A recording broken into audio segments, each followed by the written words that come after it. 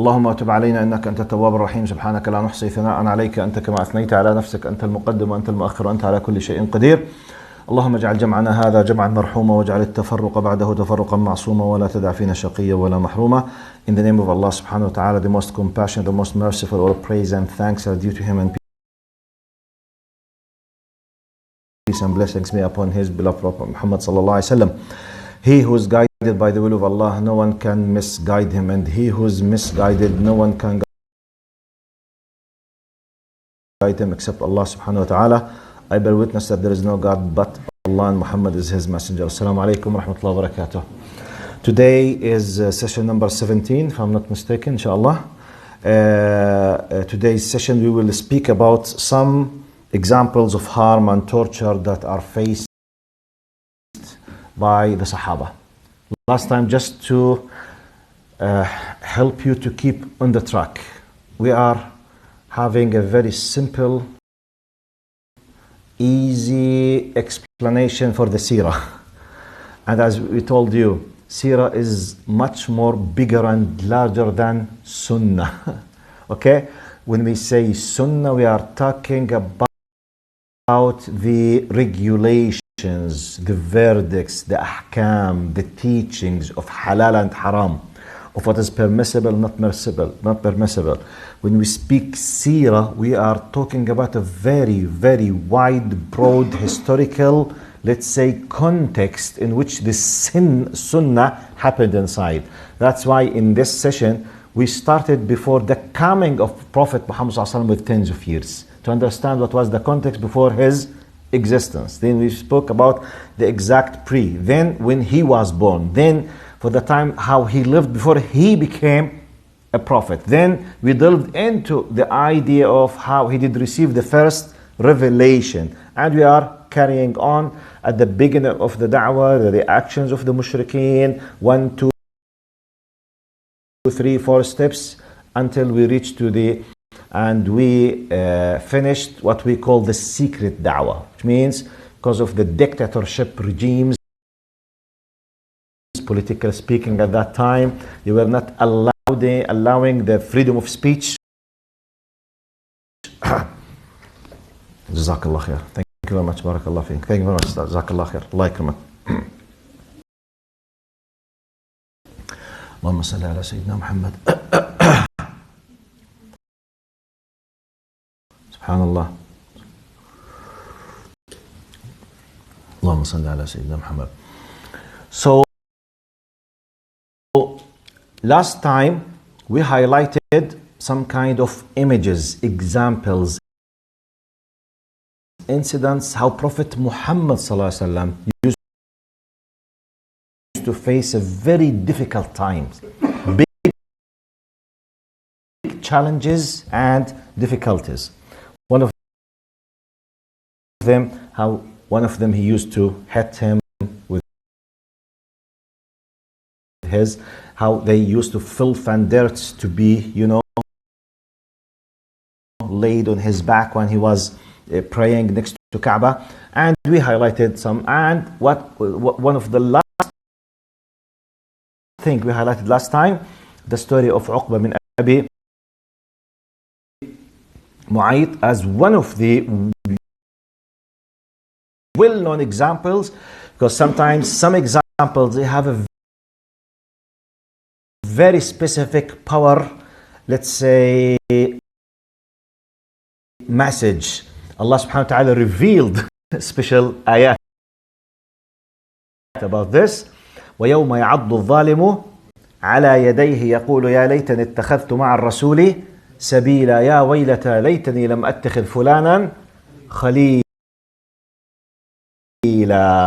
Just to make sure that, inshallah, some of this information, they were fixed in your mind. What was the name of a very close friend to Uqba bin Abi Mu'ayt? Who can remember his name? The second person in which this ayah was revealed for. Uqba bin Abi Mu'ayt and Ubay bin Khalaf, mashallah alayk. Yes, that's true. Ubay bin Khalaf.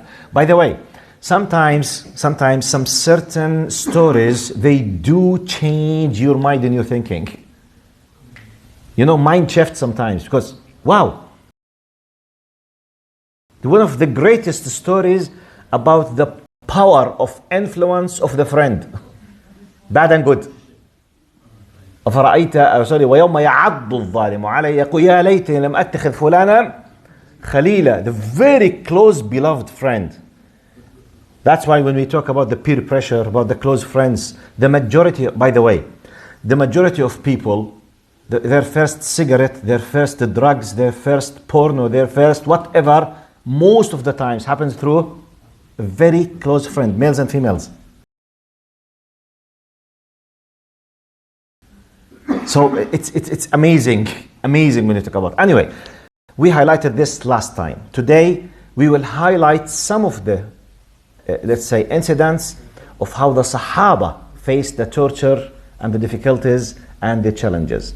As you know, one of the things that I always do, I quote the direct hadith as it is narrated so that I give you the sense, as some of you are Arabs and you do understand the language, to know exactly. Then I do my best to say it in English, inshallah. Okay, so today let's go in a let's say in a journey with the Sahaba. What could be one of the most beneficial, let's say, lessons in advance? I'm telling you, you need really to appreciate what our ancestors have done for the sake that you and me are enjoying Islam in a very comfortable way. Otherwise, you and me, Allah knows what we could be doing now and whom we might be are. Allah knows. We are, now, alhamdulillah, we have, this deen is preserved as Quran and as Sunnah as Ahkam. But someone did really sacrifice at the beginning. So you need to know about those people. It's like, more or less, imagine yourself having no idea about your parents. What did they sacrifice for your sake till you became what you are?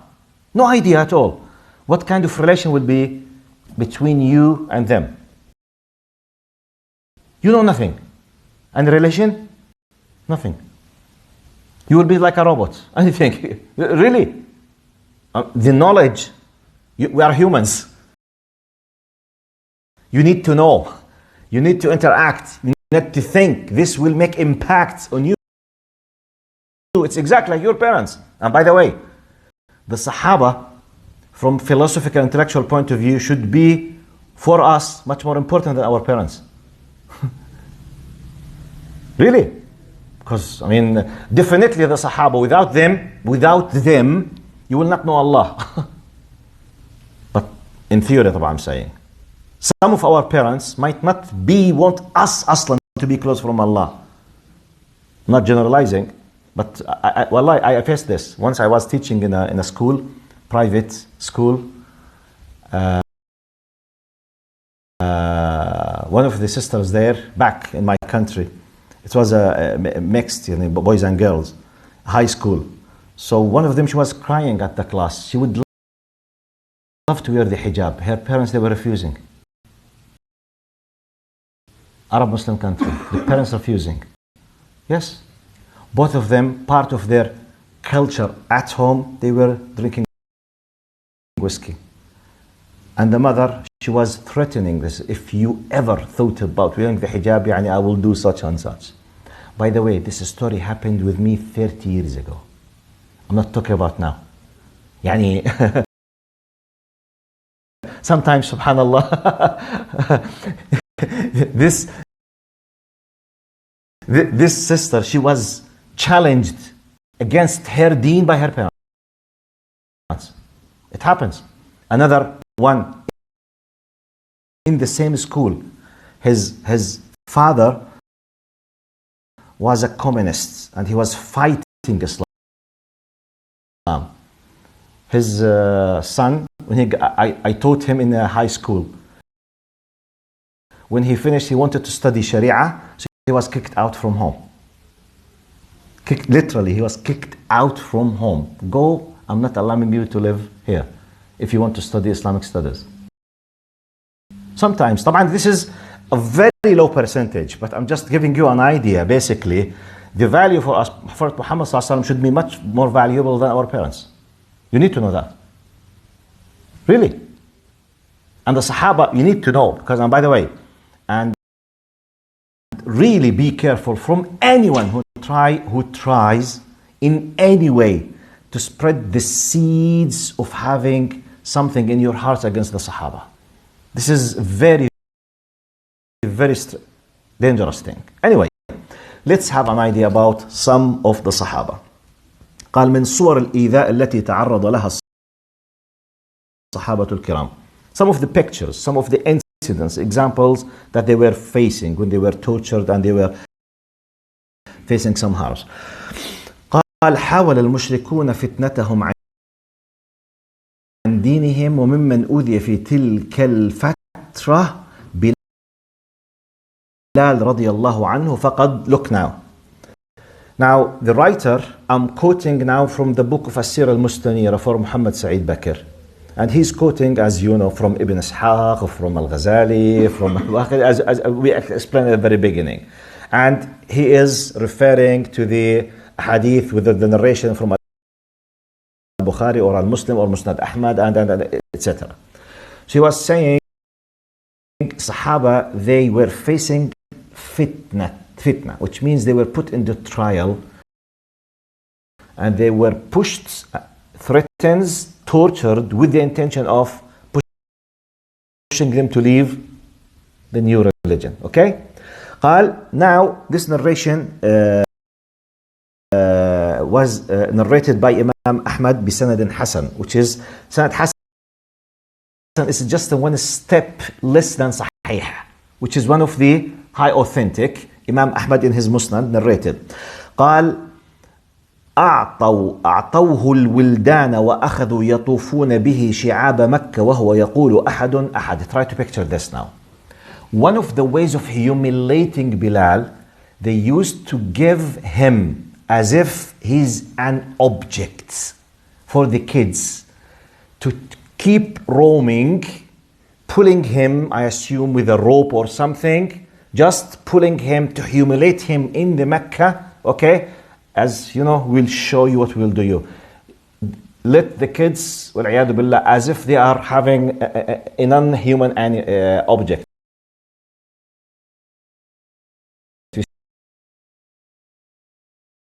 Roaming him, this Bilal, and he keeps saying أحد أحد أحد أحد.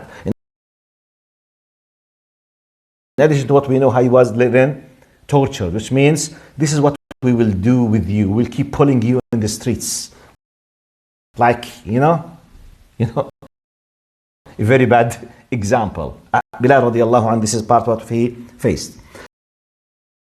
قال يقول الإمام الواقدي أعتق أبو بكر رضي الله عنه ممن كان يعذب في الله 7 عامر بن فهيرة وبلال ونذيرة وأم عبيس والنهدية وأختها وجارية بني عمرو بن مؤمل. Now, Al-Waqidi in his Seerah, he mentioned that Abu Bakr alone, he freed from slavery 7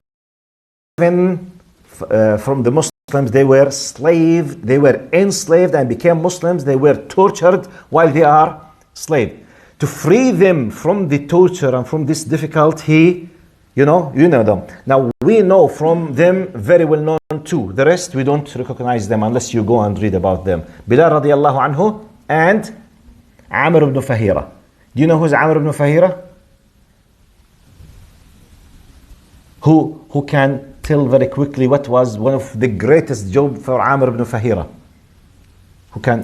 Does this name ring a bell? Okay, when they decided to do the immigration, to migrate to Al-Medina, it was a very clever technique that they went to the south instead of, and they went to Ghar Thawr. Amr ibn Fahira, he was one of those who were helping what? Yes, Hamad Hassan?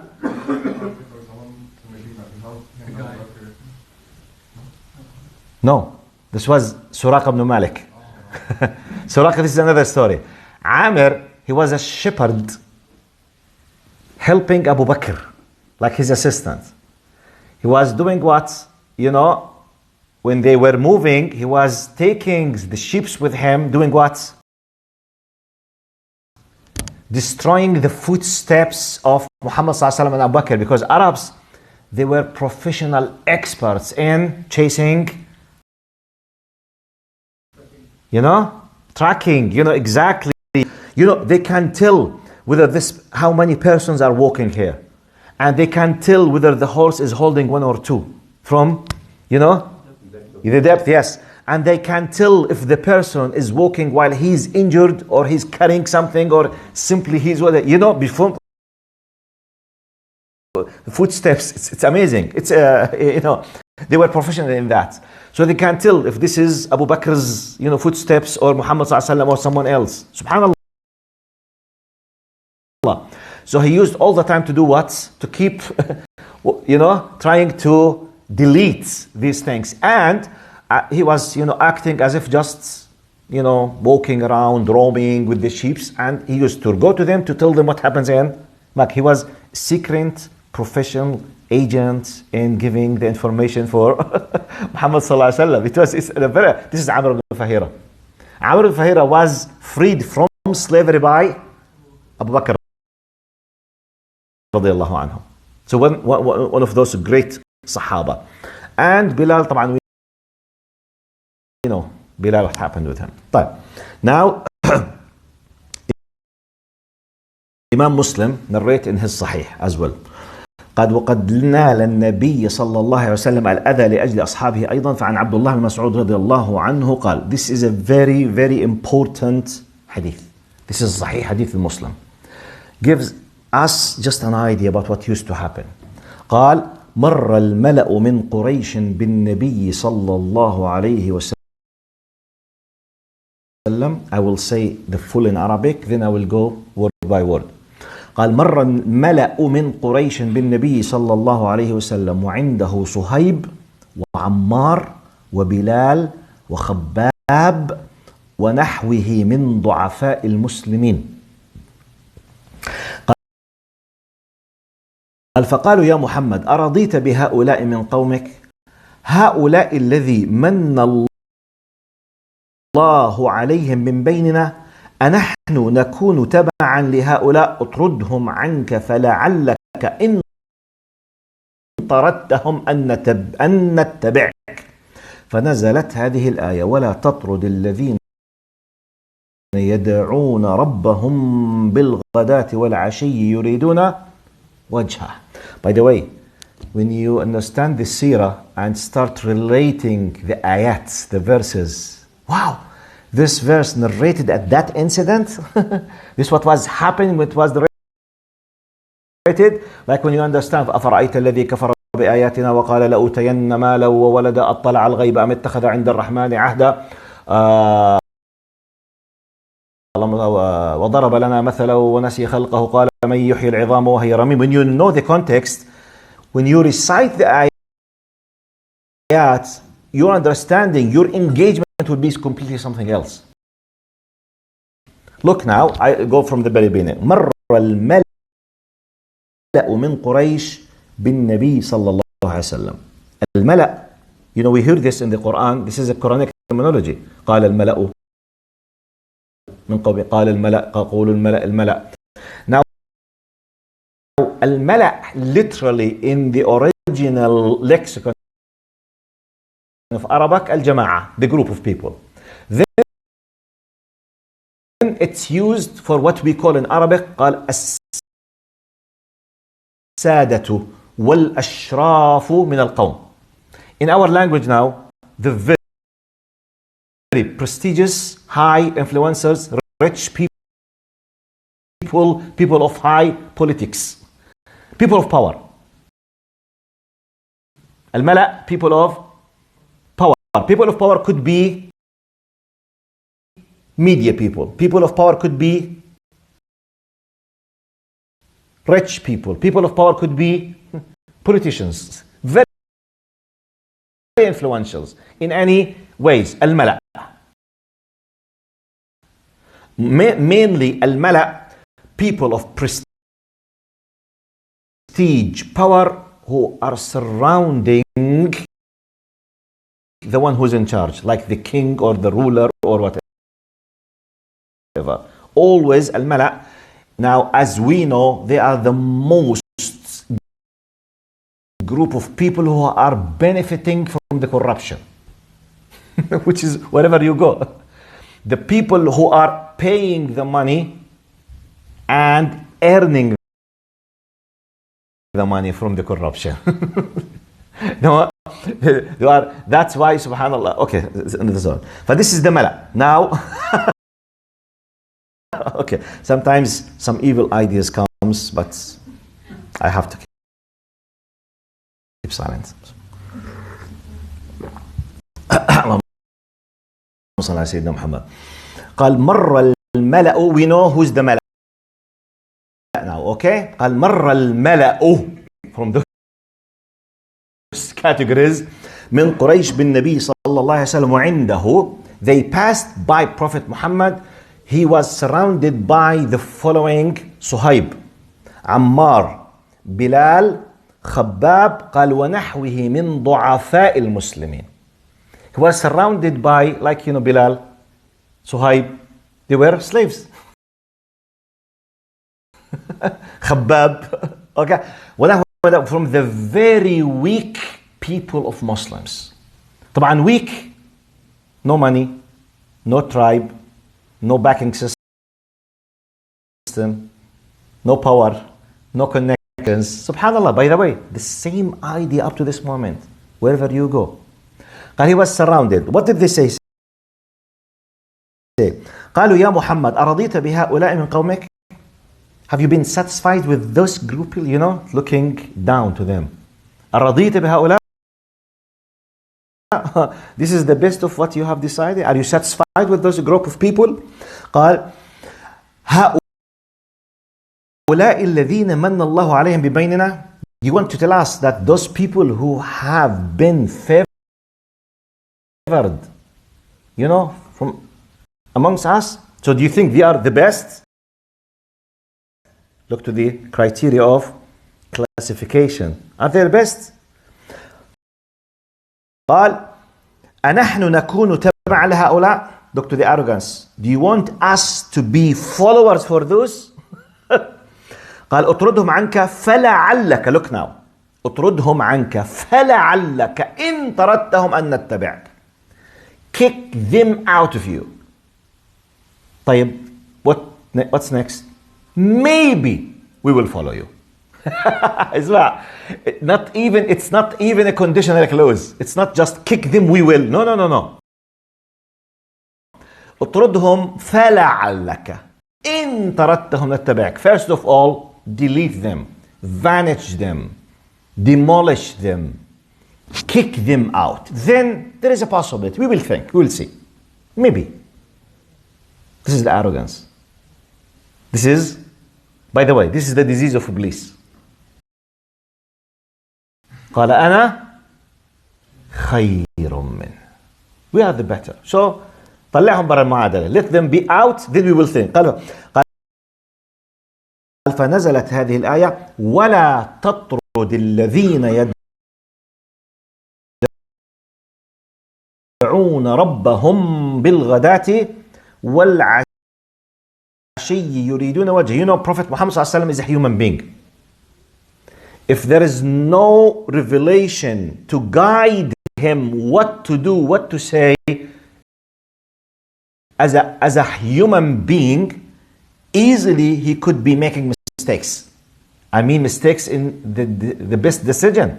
That's why Allah subhanahu wa ta'ala, for example, عبس وتولى أن جاءه الأعمى. Prophet Muhammad sallallahu alaihi wasallam, he did ijtihad. There was a group of the kuffar, of mushrikeen. He wanted to bring them into Islam. Abdullah ibn Maktoum, the blind, he was, so he did ijtihad. In my words, he said, okay, this is from my group, no problem, I can postpone him. And now later on I'll speak with him. Then Allah subhanahu wa ta'ala said, no. The priority is for this person. عبس وتولى أن جاءه الأعمى وما يدريك لعله يزكى أما من استغنى فأنت no, forget them. They don't deserve. Forget them. I'm telling you. Forget them now. This is the priority. He is the one who has the value in the sight of Allah subhanahu wa ta'ala. We come back to this. Now, Prophet Muhammad sallallahu alaihi wasallam, as a human being, without the guidance of the revelation, maybe, طبعا, anyone can make mistakes. That's why we believe that. But basically, the value of Prophet Muhammad sallallahu alaihi wasallam, number one is what? He's a prophet, guided by Allah, chosen by Allah, not because he's genius and very powerful and very kind and he has special techniques as a genius Arab. No, forget all of these things. Yes, he has a great characteristics, yes, but the point is he's a prophet. Allah is the one who's taking care. That's why our love to Prophet Muhammad sallallahu alaihi wasallam basically comes through the fact that he is a prophet, not he is a genius Arab, not even a very nice good guy. We have a lot of nice good guys among Arabs. No, he's a prophet sallallahu alaihi wasallam, and he has this power because of this. قال, that's why Allah subhanahu wa ta'ala said, قال ولا تطرد الذين, O Prophet, do not dismiss those poor believers who invoke their Lord morning and evening seeking his pleasure. Don't. Be careful. Don't be influenced with the... And by the way, pause. Can anyone think how this meaning could be applicable on some of us without even paying attention that we are doing this? Please, use your imagination. Is it possible now to do the spirit of this meaning we as Muslims now? Is it possible? I will give you an example. Now, okay, it's not a kufr and iman. It's just practicing and non-practicing Muslims. In many cases, non-practicing could be in much more enjoying better life, powerful life, more appealing, more pleasure. You have two groups of friends. A group of them practicing Muslims, definitely they will not do a lot of haram. Definitely, superficially, less pleasure. The other group, you can't be with both of them at the same time. When you are there, all the time they are making fun of شيوخ. كيف يا أصحابك الشيوخ يا كيف سمعنا على الشيخ. They make fun, they make jokes, they do make jokes. Wallah, I remember about 25 years ago, subhanallah, some tough secular Arabs in the university, when they want to make fun of the sister who wears the niqab, they say, look to the ninja. They make fun of the ninja. This is part of the, at that time, used to be the joke. Okay, hey, ninja, ha ha, you make fun. It's attack. By the way, they are Muslims. Very bad Muslims. Not practicing, brainwashed. So we do have this. Sometimes your relatives, your families, extended family sometimes. Well, I faced this. I faced with part of my family when I started being religious. At the very, very beginning, still I was hardly, 16, 17, 18, still my knowledge about Islam, have just started. I have a very limited knowledge. I'm doing my best, struggling. So it happened, a group, let's say, of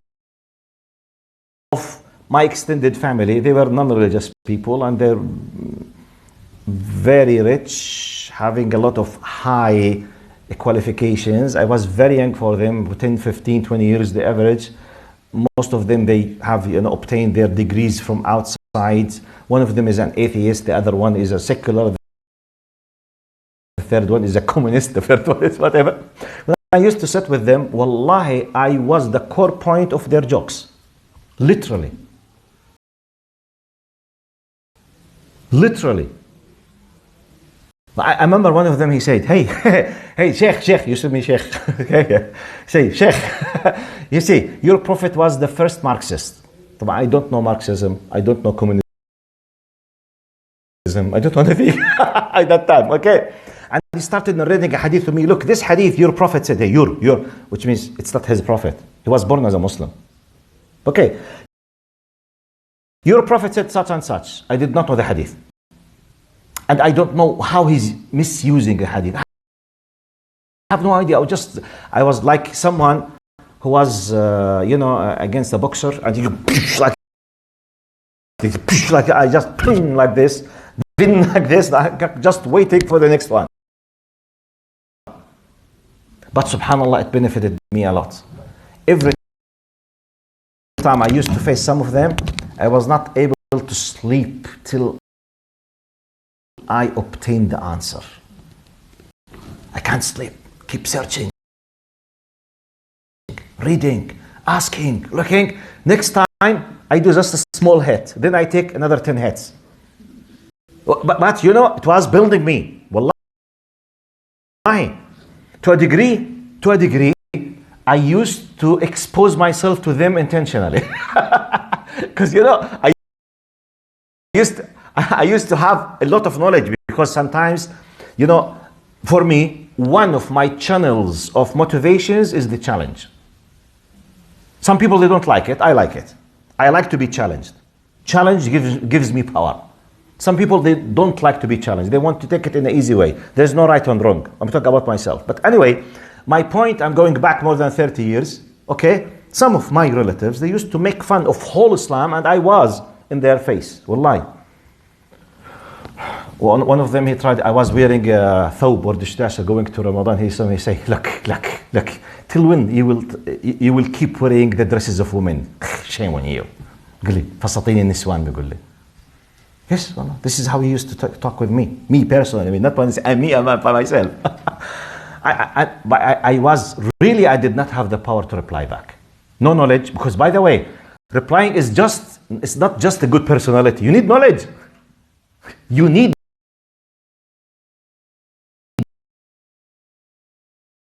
knowledge. You need the power. By the way, the power of knowledge. Anyway, I'm just giving you an idea. I'm highly engaged with this because I live this partly in my but I want just to pay your attention. One of the benefits of this, relatively speaking, any one of us could be facing this, like peer pressure, school, high school, having drugs, having weed, having whatever, having haram relationship with other sex, for example. The same thing, all of them, they are enjoying, and you are the only, I don't know what they call you. So, okay, you are the same, making fun of you, making jokes against you, saying whatever, okay, but psychologically, you are under pressure. This is exactly what used to happen to them. Yes, different levels, but the core point is the same, because basically you are challenged, you are attacked because of your religion. At that time, it was a religion against non-religion. Now, practicing, non-practicing. But the idea is the same. So, okay. Now, Allahumma salli ala Sayyidina Muhammad. But another message from this. وَلَا تَطْرُدِ الَّذِينَ يَدْعُونَ رَبَّهُمْ بِالْغَدَاةِ وَالْعَشِيِّ. Allah subhanahu wa ta'ala, don't dismiss those who call Allah subhanahu wa ta'ala. What could be the other message from this? The priority in our deen in terms of the value, high prestigious for the one who's closer to Allah. When you want to take a close friend, this is the criteria. When you want to put the respect, this is, because at the end, all people, socially, politically, whatever, they do put levels of respect to put the time for this. For example, in the political, let's say, sphere, when elections come, Some people, they will be welcome. Some people, they will be make a dinner. Some people will make donations. Will go to the media for a specific classes of people, because for them they are the most prestigious, which are related to the winning the elections. For us, if you want really to give the value for the sake of Allah, it should be, for example, for us, if you are asked as a Muslim, if you have the power of, let's say, time and the power of money, I want to honor,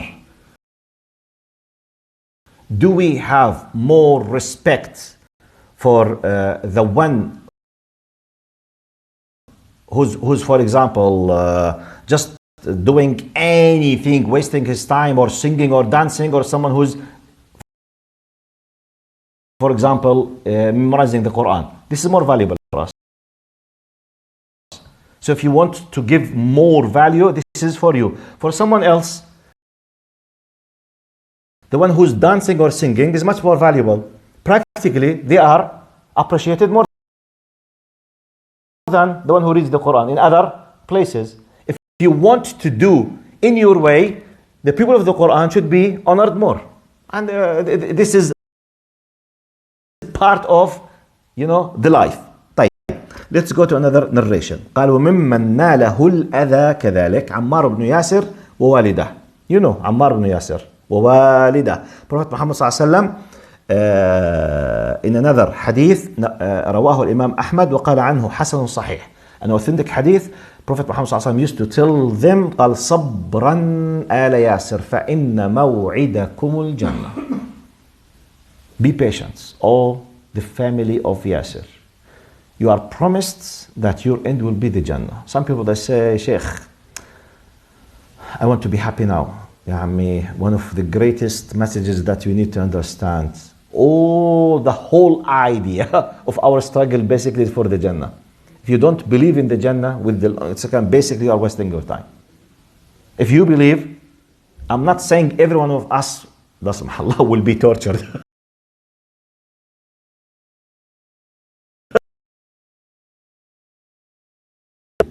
Will be put in trial definitely, in different levels, different shapes, different times, definitely. Because Allah subhanahu wa ta'ala said, الذي خلق الموت والحياة ليبلوكم. We will be tested, we will be put in trial. قال صبرا آل ياسر فإن موعدكم الجنة. عمار bin Yasir and Sumayya is the mother of Ammar. Sumayya, she was the first martyr in Islam. She was the first person who was killed by one of the mushrikeen. They took the spear and they put it in her body and they killed her while she was thrown, in the night. She was killed for the sake of Allah subhanahu wa ta'ala. First martyr, أول شهيد في الإسلام, she was a woman.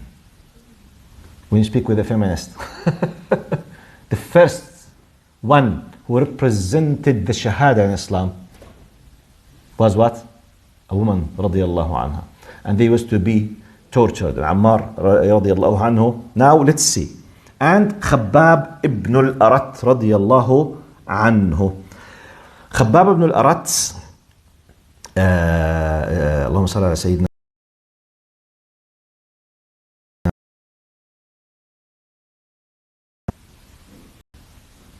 Just to show the okay. قال حديث خباب فقال خباب بن الأرت جاء شاكيا استضعاف المشركين له ولإخوانه من الصحابة فقال له النبي صلى الله عليه وسلم. Now I will narrate to you حديث خباب. It's a very famous one in this context. Came complaining to Prophet Muhammad صلى الله عليه وسلم. يا رسول الله, we are tortured, we are not able to stand anymore. قال ألا تدعو لنا? Pray for us. If you just let's finish this phase, go to next one. Now this is a testing time.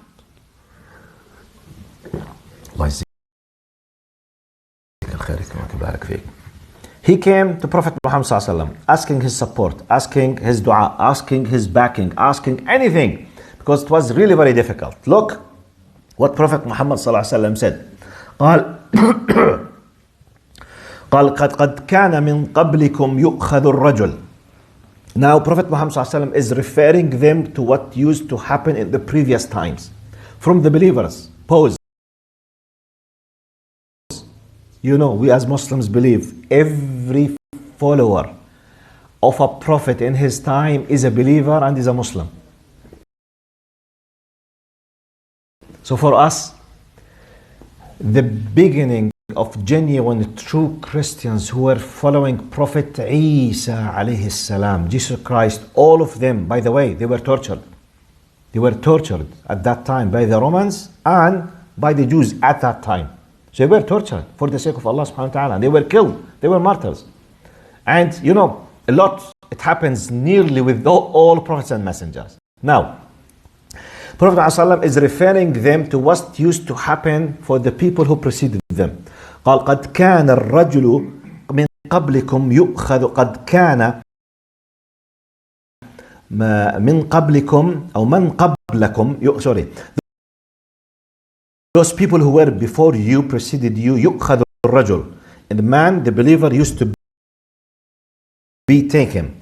قال فيحفر له في الأرض فيجعل فيها ثم يؤتى بالمنشار فيوضع على رأسه فيجعل نصفين ويمشط بأمشاط الحديد ما دون لحمه وعظمه ما يصده ذلك عن دينه.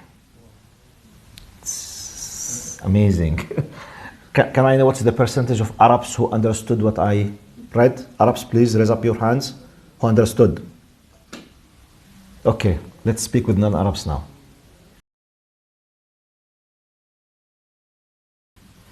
Prophet Muhammad ﷺ just, you know, they came complaining, Ya Rasulullah, help us, Ya Rasulullah, make to us, Ya Rasulullah, we are suffering. He said, wait, you need to know the nature of the struggle between haqq and batil.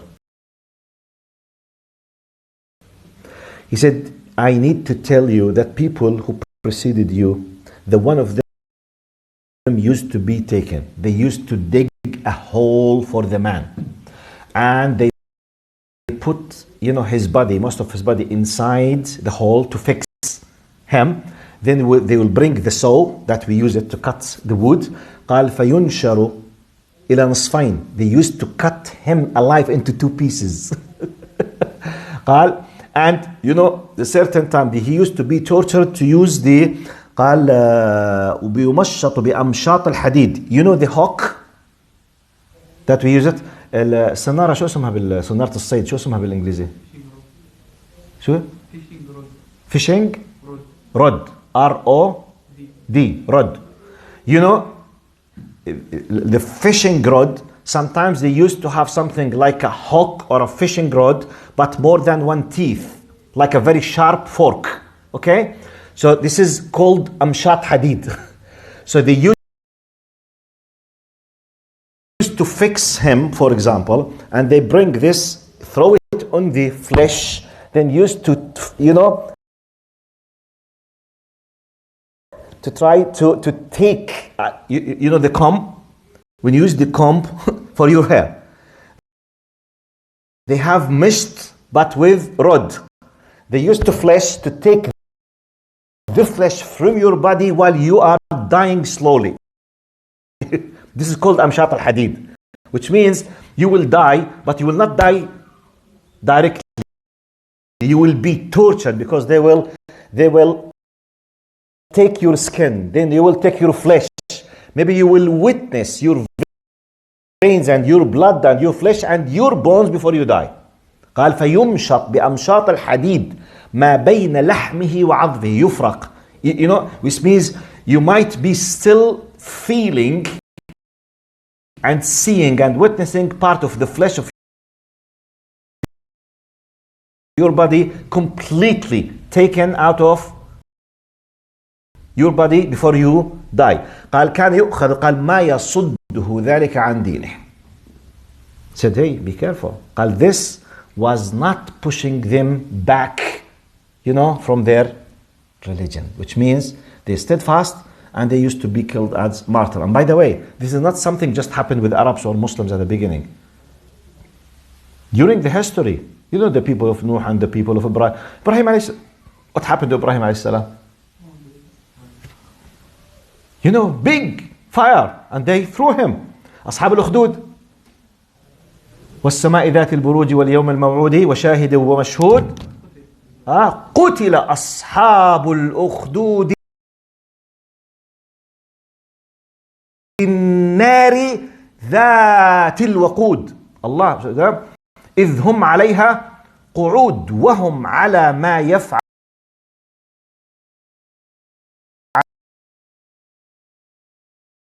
منهم إلا يؤمن بالله العزيز الحميد.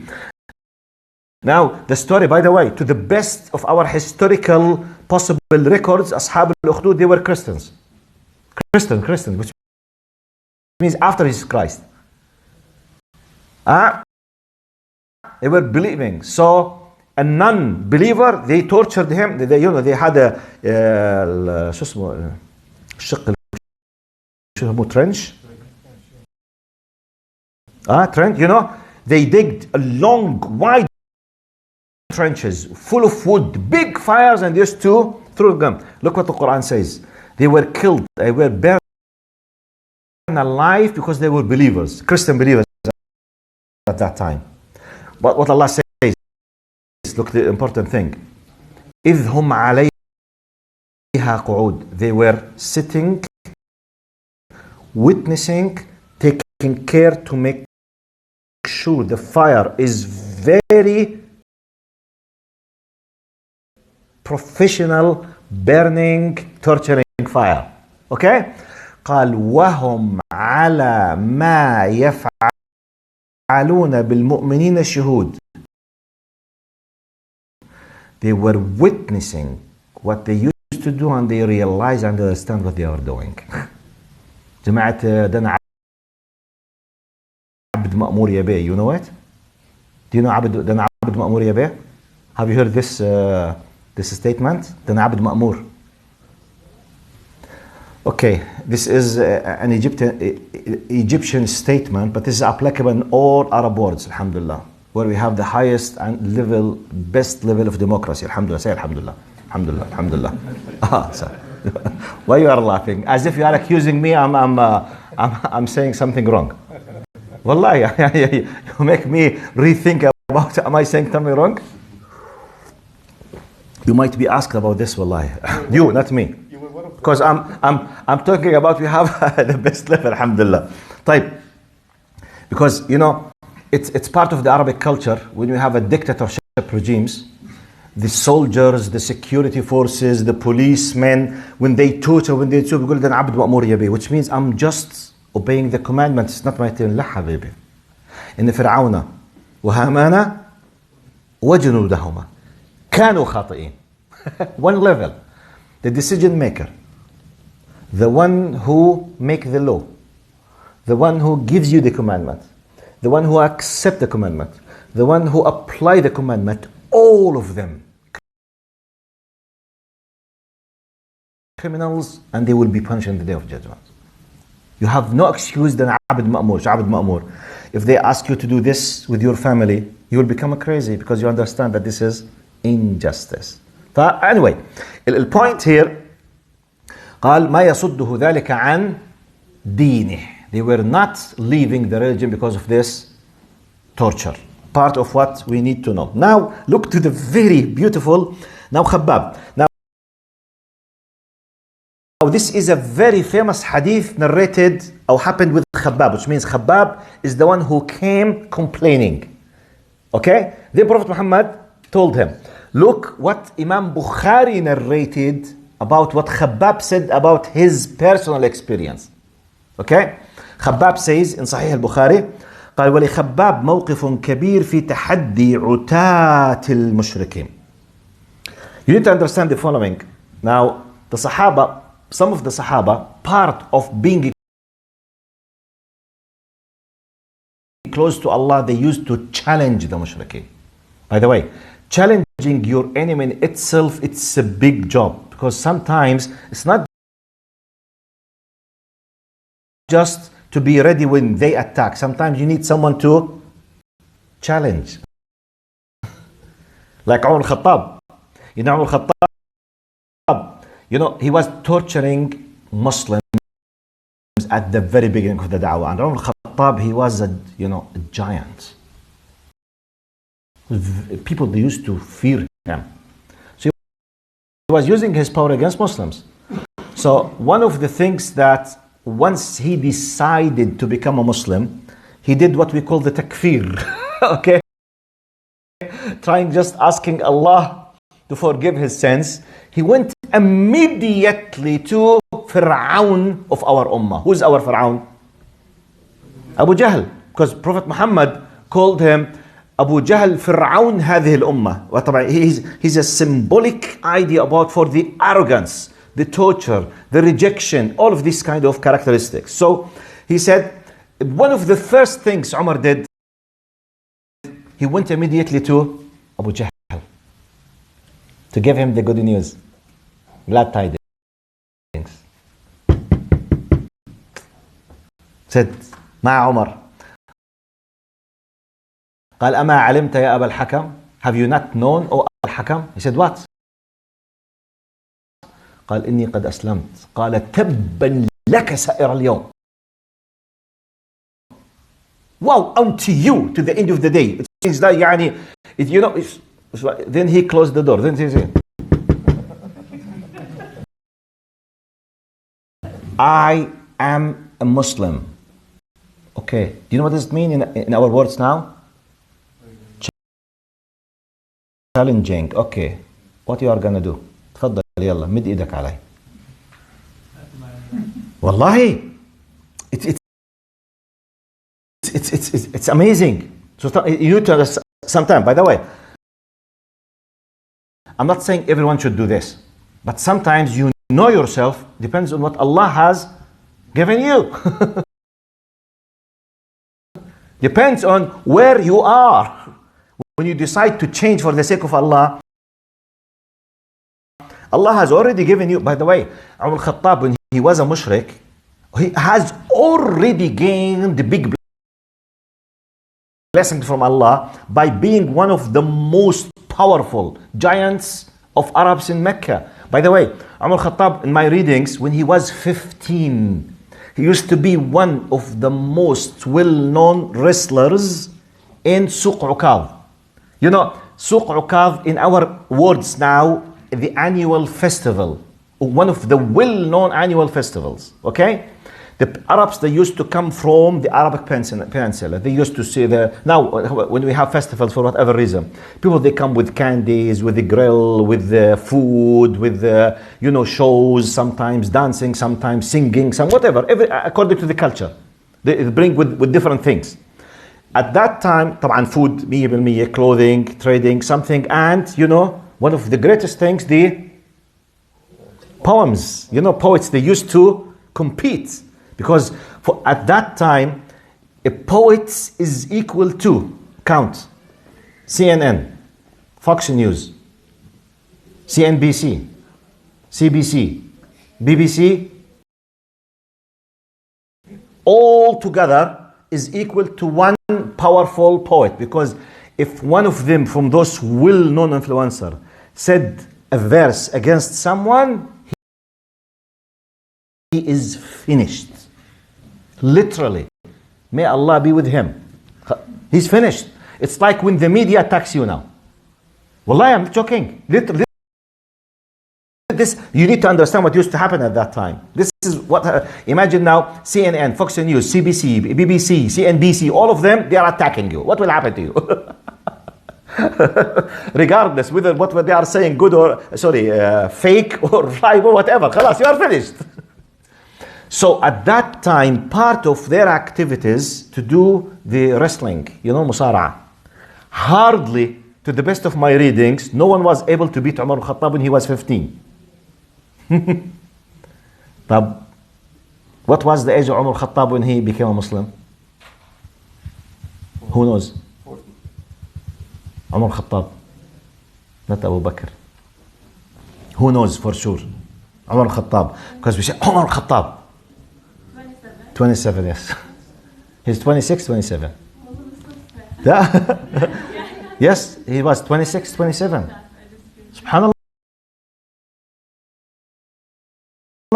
Yes, because we said Umar al-Khattab, the Khalifa. No, I'm going back when he became a Muslim. But he has already 2 meters high. They used to fear him. I mean, my idea, my point, I was not about Umar. I'm just reminding you about Umar now. Let's come to Khabbab, Hadith al-Bukhari now. Khabbab says, قال كنت قينا في الجاهلية. Who knows what's the qayyin?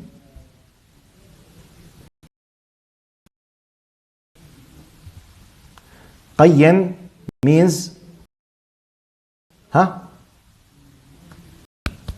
No. Al-qiyan, this is for females. اللي هم العبيد الرقصات. No. Al-qayyin for the male is the blacksmith or the smith, haddad. Okay? Smith or the blacksmith? Blacksmith. Okay. The blacksmith, you know, the one who works with the iron, which is it's a very important profession at that time. Without blacksmith, you can't have swords. You can't defeat yourself. Anyway, قال كنت قينا في الجاهلية وكان لي على العاص بن وائل دين. He used to, he used to have Al-As bin Wa'il took from him money, or he worked something for Al-As bin Wa'il. So, كيف نحكيها بالإنجليزي? Who was owing who? There is a debt for him against Al-As bin Wa'il. So Al-As bin Wa'il owed Khabbab, an amount of money. قال كنت قينا. I used the blacksmith. So I did a job for Al-As bin Wa'il, one of the greatest well-known kuffar of Mecca who were against Muslims. So he is indebted. قال فذهبت إليه. قال فأتيته أتقاضاه. I went to him asking to bring my money back. فقال لا أعطيك حتى تكفر بمحمد. I will not repay you your money till you declare your kufr and rejection for Muhammad صلى الله عليه وسلم. Look to the test. Money is not something easy. It's imagine now all of your savings in theory, just to imagine, basically imagine you have for all of your savings is 500,000 Canadian dollar. Out of a sudden, this financial institution in the bank, they freezed your account and they sent you, if you do not declare that you are a non-Muslim, you will not give you your money. And you have nothing except this money. All of your savings of your life, I will not give you. Declare that you are a non-Muslim, you will take it. It's a test. Wallahi. And at that time, Muslims, they were weak. No one supporting him. So basically, it's just your faith. قال ذهبت إليه. I went him to take my money. قال لا أعطيك till you declare the كفر محمد. فقلت لا أكفر حتى يميتك الله ثم تبعث. He said, I will not commit a kufr till you die, then you will be resurrected again. This is a metaphorical expression. والله لو متت ما بعملها. Which means I will not do it, whatever you do. Then what he replied, عاص بن وائل, قال دعني حتى أموت وأبعث حتى أموت وأبعث فسأوتي مالا وولدا فأقضيك. He said, okay, if that's the case, leave me till I die. I will pass away. Then I will resurrect again. I will be resurrected. Then I will have a lot of children, offspring, and the money. When I have the money again after resurrection, I will pay your money. He was, making, trying to humiliate him. Okay. Wait for me till I resurrect again and I will bring it to you. Which means I will not pay you. قال فنزل قوله تعالى. Do you know what was the ayah? I narrated just about 10 minutes ago. Yes? Yes, in Surah Maryam. أفرأيت من اتخذ إلهه أفرأيت Yes, جزاك الله. أفرأيت الذي كفر بآياتنا وقال لأوتين ما. Look how arrogant he was. أفرأيت الذي كفر بآياتنا وقال لأوتين مالا وولدا أطلع الغيب أم اتخذ عند الرحمن عهدا. طبعا rest كلا سنكتب ما يقول ونمد له من العذاب مدا. Allah subhanahu wa ta'ala said, have you seen, O Prophet, the one who rejects our revelations yet boasts, I will definitely be granted plenty of wealth and children. Look how arrogant he was. Okay, I will come again, as if it's up to him to take the decision. So look the arrogance. I will definitely be granted plenty of wealth and children if there is an afterlife. Yeah, if there is, I will be from the best. If there is not, I don't care. He's just making fun.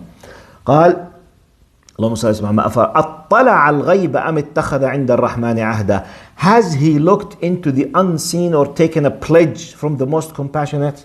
How come you are saying this? Do you know what you are going to face? Do you think you are controlling the akhirah, the unseen?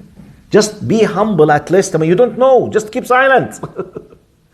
قال كلا سنكتب ما يقول ونمد له من العذاب مدا. Not at all. We certainly record whatever he claims and will increase his punishment extensively. More punishment. قال ونرثه ما يقول ويأتينا فردا. And we will inherit what he boasts of, and he will come before us all by himself. It's a threatening by Allah subhanahu wa ta'ala. Say whatever you want. You will come alone, you will stand before Allah. Say whatever you want to say, do whatever you want to do, you will see what happened to you. This is the rejected. It happened as a reaction to Khabbab radiyallahu anhu. So basically,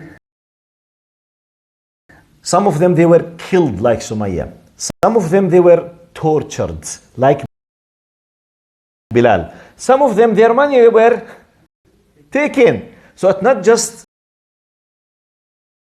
just one type of, difficulties they were facing. Their reputation, their money, their families, their, brothers and sisters, their bodies, their everything. So it happened with them, radiyallahu anhum wa sallallahu alayhi wa sallam.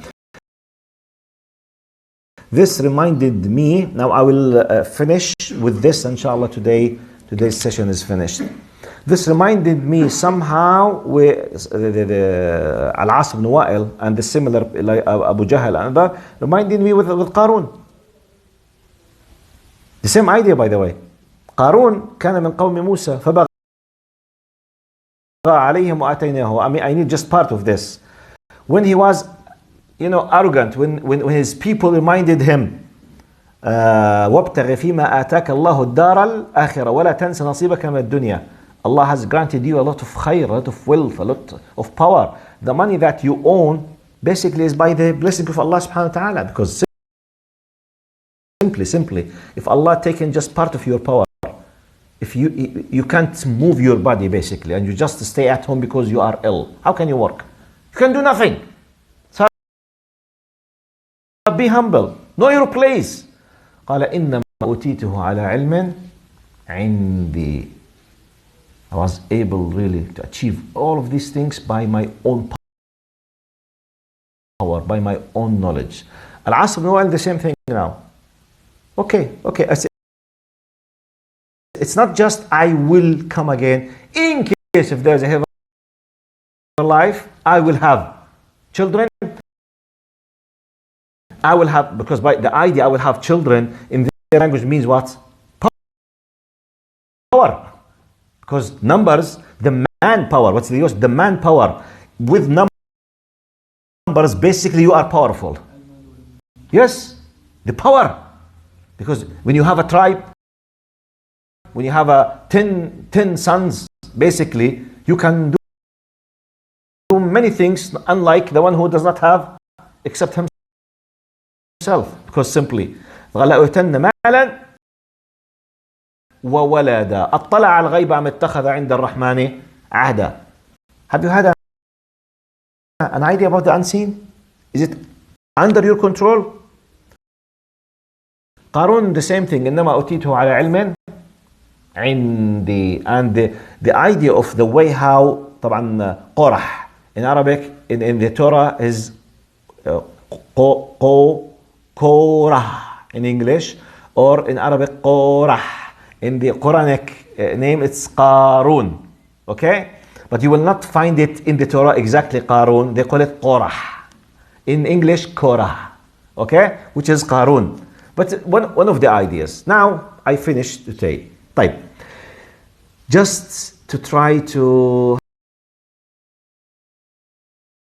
make benefit and to sum up and to conclude. Can you give me what was the most important lesson you have received from today's session?